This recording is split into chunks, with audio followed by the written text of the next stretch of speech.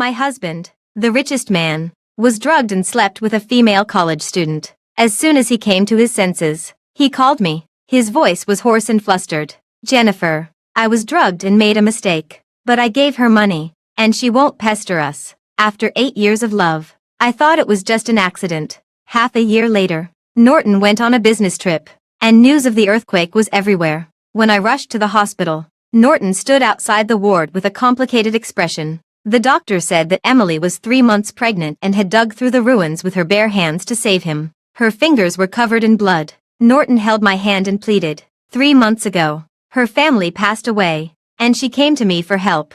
I drank too much at that time. I didn't expect that it would turn out like this. Don't worry, she won't enter our house. She will never affect your status. Suddenly, Emily rushed out and knelt in front of me, crying, Madam, please give the child a chance to live. Norton looked at me and pleaded, Jennifer, you are the most reasonable. The child is innocent. I stared at him and suddenly laughed. Norton, either we get a divorce, or you make her leave. I won't divorce you. Norton grabbed me with red eyes, but I have to take responsibility for her. Later, Emily gave birth to twins, and the Osmond family was overjoyed. I took off the wedding ring on my ring finger and dialed an unknown number. I agree to what you said. The person on the other end of the phone chuckled. MS. Jennifer, it's a pleasure to cooperate. Hello, everyone. Welcome to my channel. Subscribe us to read wonderful novels every day. Now the story begins. I stood at the door of the ward, my fingers unconsciously clenching.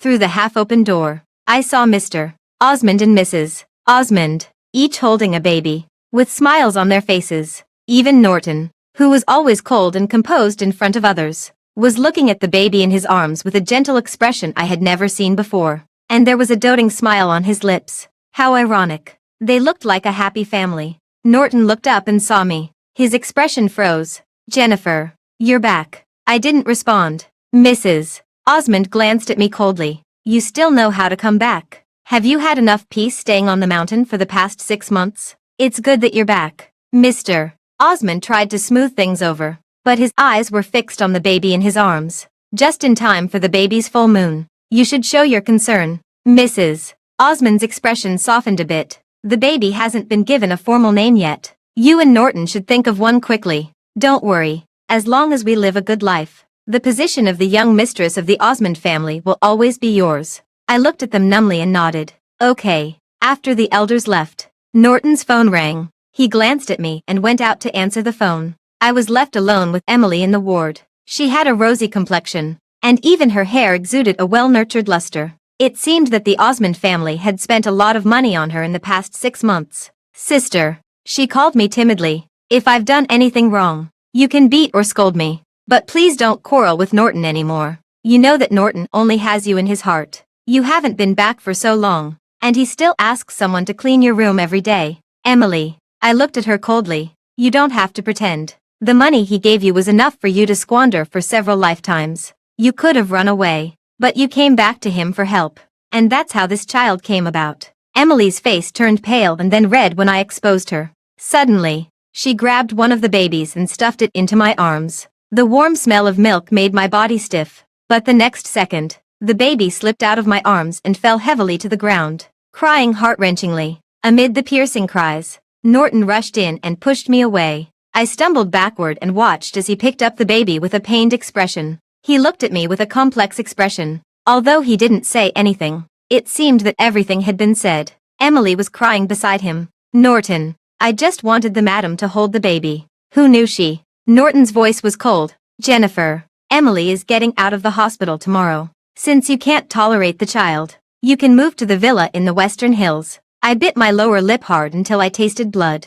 I didn't bring much luggage when I went to practice meditation. Now it was even simpler. All my things could fit in one suitcase. I sat in the empty villa, from dusk till dawn. It was probably for the best. At least I didn't have to see their family of 4 being happy together. Memories flooded back. Norton and I were childhood sweethearts. After 8 years of marriage, we were the model couple that everyone in the circle envied. That time, he was drugged by a competitor and had a relationship with a female college student. As soon as he came to his senses, he called me, his voice trembling. Jennifer, I was set up. I've given her hush money, and she won't show up again. I believed him. But soon, this woman named Emily appeared again. Her parents died unexpectedly. And she found Norton, who was drunk after a business negotiation. It was the second time. The first time was an accident. But what about the second time? Later, when Norton went on a business trip to the south and encountered an earthquake, Emily, who was pregnant, dug him out of the ruins with her bare hands. The favor of saving his life, along with the child in her belly, meant that Norton couldn't get rid of her. He knelt in front of me and wept. I put forward my conditions. Norton, either we get a divorce, or you make her leave. I won't divorce you. Norton grabbed me with red eyes. But I have to take responsibility for her. He didn't want to get a divorce, nor did he want Emily to leave. So I left and went to the mountain to practice meditation. It was only when Emily gave birth to the child that Mr. Osmond and Mrs. Osmond ordered me to come back. I took out my phone and sent the message that I should have sent long ago in the dark. Let's get a divorce. Less than 10 minutes later, I heard the sound of the door being opened urgently. Norton rushed in, with sweat on his forehead. Jennifer, I don't agree to the divorce. I sat on the sofa quietly and sighed. Forget it. Norton, I'm tired. I said she would never affect us. His voice trembled with anxiety. Just then, his phone rang. Emily's crying voice came from the receiver. Norton, the baby fell to the ground and was frightened. He has a fever, and the doctor said he might have to go to the ICU. Norton's expression changed instantly. He looked at me and then at his phone. Finally, he said with difficulty, Jennifer, I have to go and see. I watched his flustered back as he left and suddenly laughed. This was my marriage. Even when it came to getting a divorce, I was pushed aside for another woman and child. I smiled self-deprecatingly. Go quickly. The child needs you. He left in a hurry, and the wind he brought brushed against my face, as if he had never been there. I sat alone in the dark,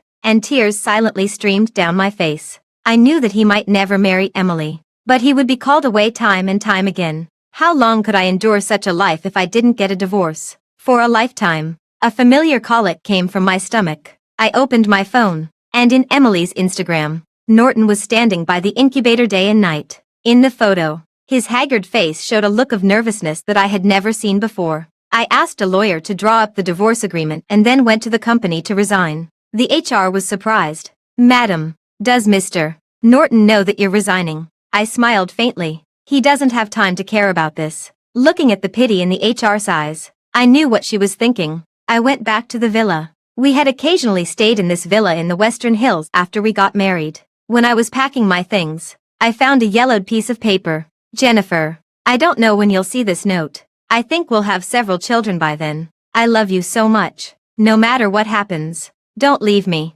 Tears fell on the paper, and my stomach suddenly ached sharply. My vision went black, and I fell heavily to the ground. When I woke up, the phone rang harshly. Jennifer, what on earth do you want? Norton's angry shout came from the receiver. He rarely called me by my full name like this. Emily has been careful enough. I've said it many times. She won't affect your status. Why did you send those vicious text messages? Why did you curse my child? I smiled bitterly. He didn't even ask if I had done it. He just convicted me. Have you finished? I asked calmly. He was stunned for a few seconds. The baby's full moon banquet is next Sunday. You must come. Stop being willful. Okay.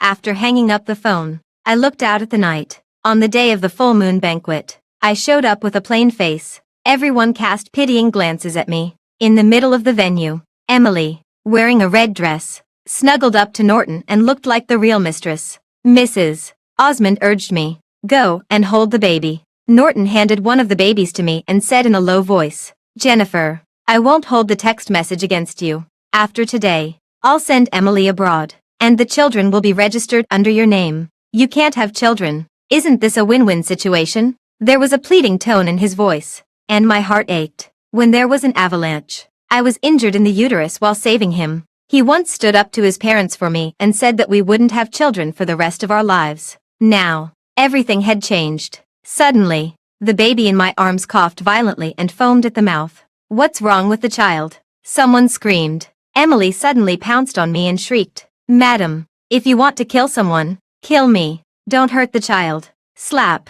Mr. Osmond slapped me hard. My vision went black, and I fell to the ground. My cheek burned with pain, and the taste of blood filled my mouth. Norton instinctively reached out to support me. The child suddenly spat out a large mouthful of blood, and the scene was in chaos. Norton! Emily shrieked and pounced on us. The baby is dying. Save our child. Norton's hand trembled violently. I watched as the pain in his eyes faded away, and he slowly let go of the hand that was supporting me and turned to pick up the bleeding child. The corridor of the hospital was icy cold. I stood there like a wandering soul. The divorce agreement that I had prepared fell out of my pocket and onto the ground. Mrs. Osmond was sharp-eyed. She bent down and picked it up and threw it back at me. There was disgust on her well-maintained face. In all these years, has the Osmond family mistreated you?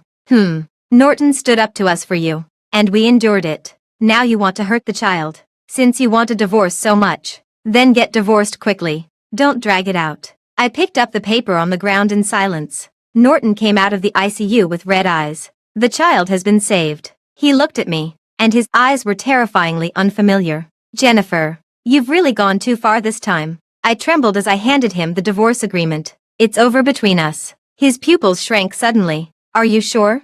I'm tired. I held back my tears. I don't know what else I might do. Fine. Very well. He snatched the agreement and signed his name harshly. He threw the pen on the ground. As you wish. When I returned to the bridal chamber that used to be ours, Emily's mom rushed up to me in a flurry. Madam, why are you? She choked up when she saw my swollen face and soaked clothes. I looked around. My piano was gone. The wedding photos were gone. And even the ornaments that I had treasured were nowhere to be found. Emily's mom wrung her hands and stammered. Miss Emily bumped into things a lot when she was pregnant. So Master Norton asked. The door suddenly opened. Norton walked in with Emily. Emily was surprised. Madam, why are you here? Her tone made it seem like she was the mistress of the house. Where are my things? My voice trembled as I looked at Norton. Norton sneered and pulled Emily closer to him. You're getting a divorce. Why do you still care about these things? Emily pretended to be concerned and reached out to hold my hand. Madam, Norton was worried that I might bump into things when I was pregnant. Don't touch me. I shook her hand off violently. She let out a cry and stumbled backward. Norton quickly reached out to support her and asked worriedly, Are you okay? I looked at their intimate gesture and turned around and left without hesitation. Even though I heard Norton calling me from behind, I didn't look back. I didn't want them to see me in such a state with tears all over my face. It was pouring with rain outside. I didn't know how long I walked until I was blocked in a dark alley by a few thugs. You're MS. Jennifer. Right. Someone paid us to teach you a lesson. The scar-faced man leered at me. The wife of the richest man. You're really attractive. Although your breasts are a bit small, your face is tender enough. I instinctively dialed Norton's number. On the other end of the phone, I heard his gentle voice coaxing someone to sleep. Emily, if your head hurts, go to sleep. Norton, help.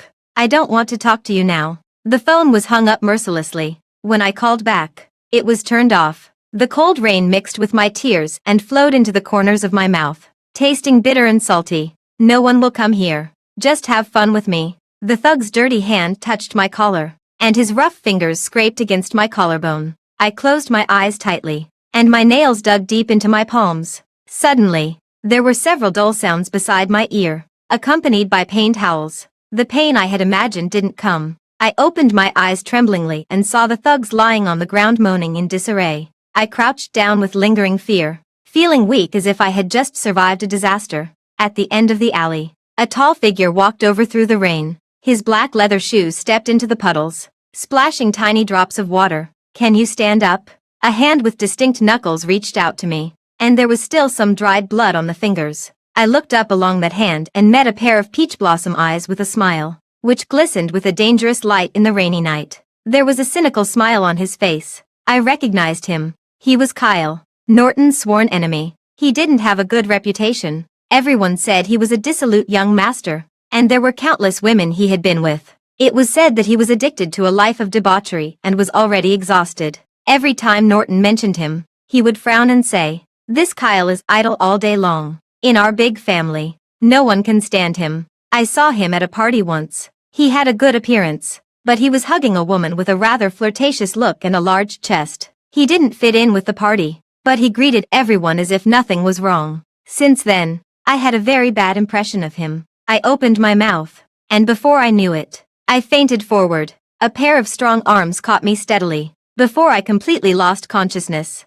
I smelled the faint scent of cologne on him, mixed with the smell of rain and blood. When I woke up, I was lying in an exquisite French-style bedroom. The sunlight shone on the bed through the sheer curtains. There were many delicate porcelain dolls placed on the bedside table, the limited edition set that I had always liked but never managed to buy. "Are you awake?" A lazy voice came from the door. Kyle leaned against the door. He was wearing a neatly ironed white shirt, and there was no trace of the debauched man he used to seem like. In a daze, I blurted out, "You look good dressed like this." He was taken aback, and then he laughed softly. His Adam's apple rolled gently with the laughter. Then I realized what I had said, and my cheeks burned. I quickly pulled up the quilt to cover half of my face. "I've found those people." He casually dragged a chair and sat by the bed, crossing his long legs at will. "Why?" He raised his eyebrows and a playful smile curved his lips. "Did you think I was really a good-for-nothing who only knows how to pick up girls?" The next morning,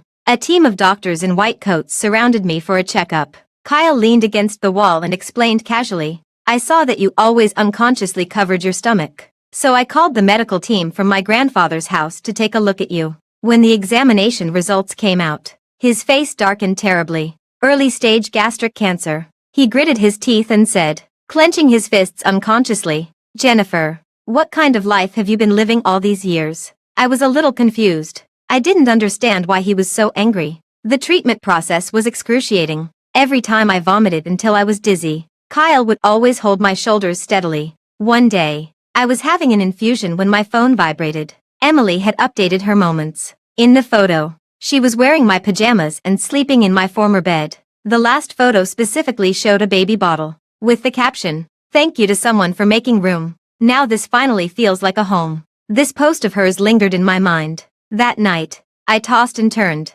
and the pain kept me from sleeping. Suddenly, a peach-flavored candy was stuffed into my mouth, and the sweetness slowly melted on my tongue. "Is it sweet?" In the darkness, his voice was gentle, and his fingers gently brushed the corner of my mouth. I fell into a deep sleep. 1 month later, in the morning, he rushed into the ward, holding a medical report in his hand. "The indicators are normal." I looked at his haggard face and messy hair, and my nose suddenly felt sour. "How long have you not slept?"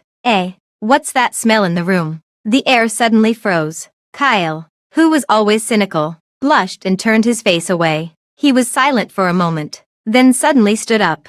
"I'm going to take a shower." Recovering from the illness was a slow process, and I felt much more relaxed. I drank 2 bowls of hot porridge in one breath. The door opened again, and Kyle walked in wearing a fresh white shirt. His hair was still dripping, and 2 buttons of his collar were open, revealing his delicate collarbone. I subconsciously swallowed. I was sure of one thing. He was definitely flirting with me. He was happy to see that I was having porridge. "Jennifer." His eyes sparkled. "You won't have a stomachache anymore from now on." He sat down on the sofa and hesitated for a long time before saying, "Jennifer, would you consider me?" Cough, cough. I choked on the porridge and started coughing violently. He immediately leaned over and patted my back. I could smell the faint fragrance of his body wash as he got so close. When he looked down at me, his eyes, which were always cynical, were wet, just like the golden retriever I used to have when I was a child. "It's over," I sighed in my heart. When a woman feels sorry for a man,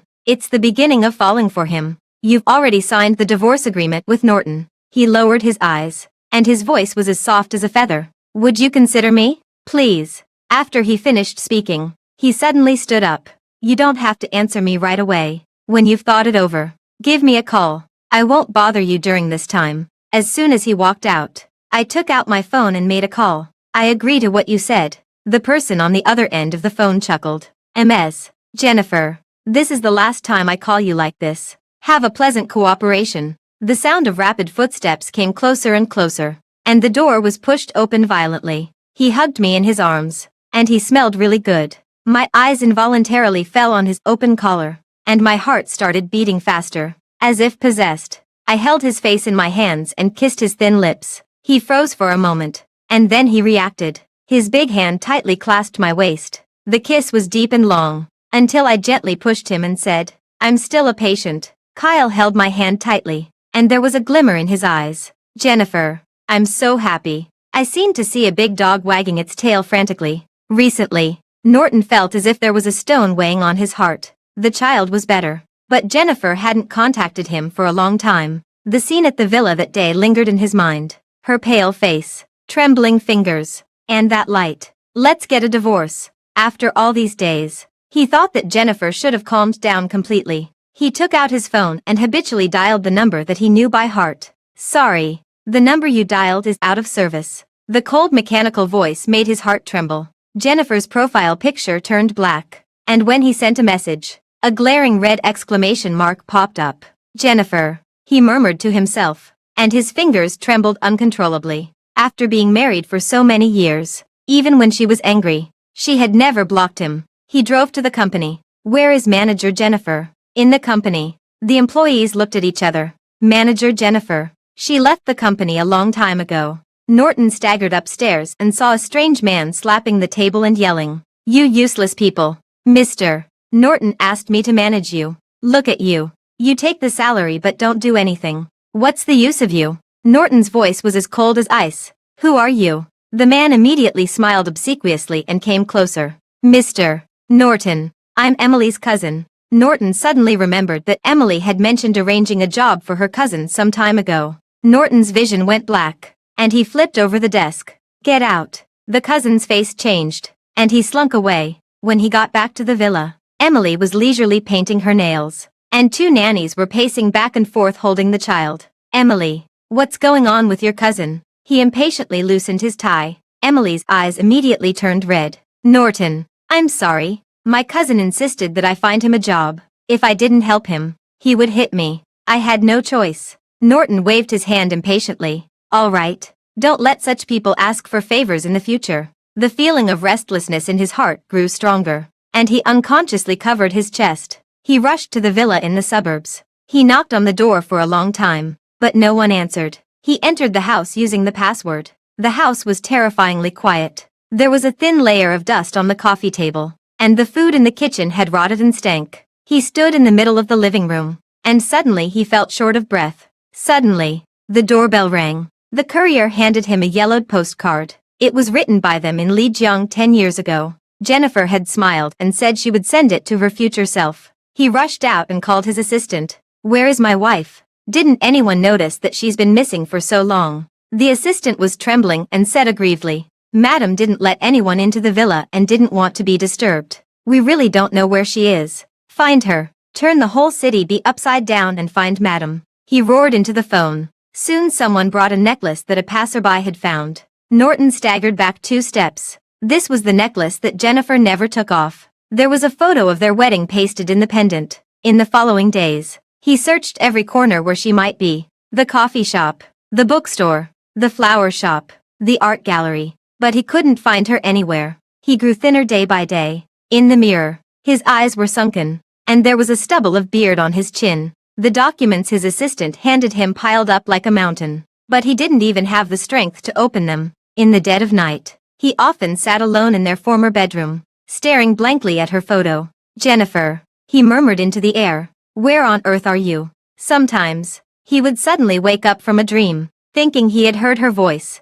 but when he opened his eyes, there was only endless darkness and loneliness in the room. His phone screen was always on the communication page with her, but every call he made only got a cold prompt tone. "Mr. Norton, you should rest," the assistant advised worriedly again and again, but he just shook his head and picked up the car keys. "I'll go and look again. Maybe I'll find her today." The days at Kyle's house were comfortable and warm. The color gradually returned to my face, and my body got better and better. One day, I was sunbathing on a rattan chair in the garden. Suddenly, I heard a rustling sound behind the bushes. "Slow down, old man. Don't get discovered. I just want to take a look." What kind of girl could make Kyle so attentive? I couldn't help laughing. "Are you looking for me?" An old couple with kind faces pushed each other and came out. The old lady hit the old man. "It's all your fault." They sat down beside me, one on each side, and looked at me with shining eyes. "You're really pretty. No wonder that boy of mine fell for you at first sight.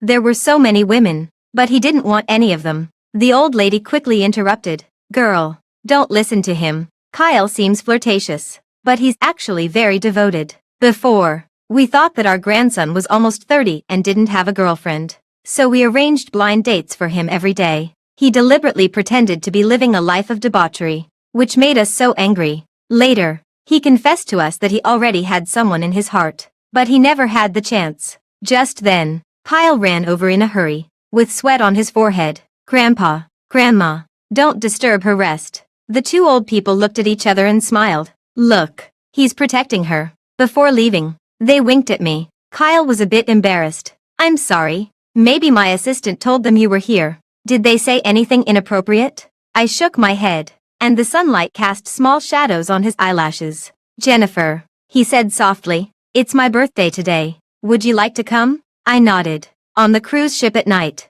Kyle was wearing a well-tailored suit, and his handsome face was so captivating that I couldn't take my eyes off him. When I was lost in thought, out of the corner of my eye, I saw a familiar figure on the next ship. It was Norton and Emily. I frowned and was about to turn around and avoid them when I heard a rush of footsteps. Jennifer. Norton rushed onto the cruise ship before I knew it. His eyes were fixed on me, and there were emotions in them that I couldn't understand. Kyle beside me said angrily, "Who allowed him to come up?" Norton rushed up to me and grabbed my wrist. "Jennifer, where have you been? Why haven't you come home for so long?" I shook off his hand. "Mr. Norton, we're already divorced. Where I go has nothing to do with you." "Right." His face turned pale. "Jennifer, what do you mean? I only signed the agreement because I was extremely angry at that time. Besides, without getting the divorce certificate and dividing the property, it's not really a divorce. Come back with me now." Kyle beside me stopped him. "Sorry, this is my family's cruise ship.